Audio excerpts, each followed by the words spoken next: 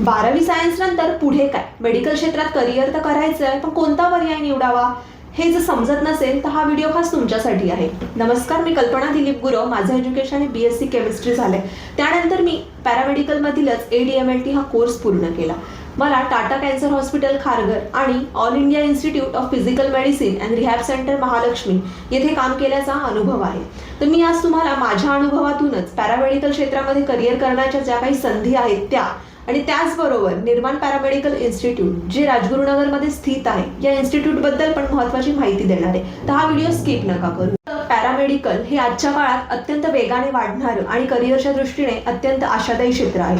यामध्ये तुम्ही DMLT झालं, ADMLT, radiology, operation theatre technology, dialysis technology यांसारखे अजून जे काही कोर्स आहेत ते सगळे तुम्ही इथे करू शकता. तसेच BSc नंतरही पुढील शिक्षण आणि स्पेशलायझेशनच्या अनेक संधी उपलब्ध आहेत. हा कोर्स केल्यानंतर तुम्ही government hospital, private hospital, diagnostic lab, blood bank, medical colleges तसेच यांसारख्या इतर अनेक हेल्थकेअर संस्थांमध्ये काम करू शकता.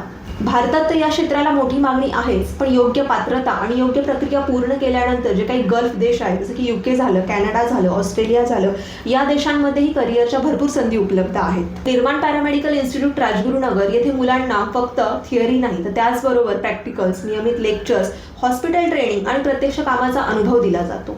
तसेच रक्तदान शिबिर, आरोग्य शिबिर यांसारख्या आरोग्य उपक्रमांमध्येही सहभागी होण्याची संधी मिळते.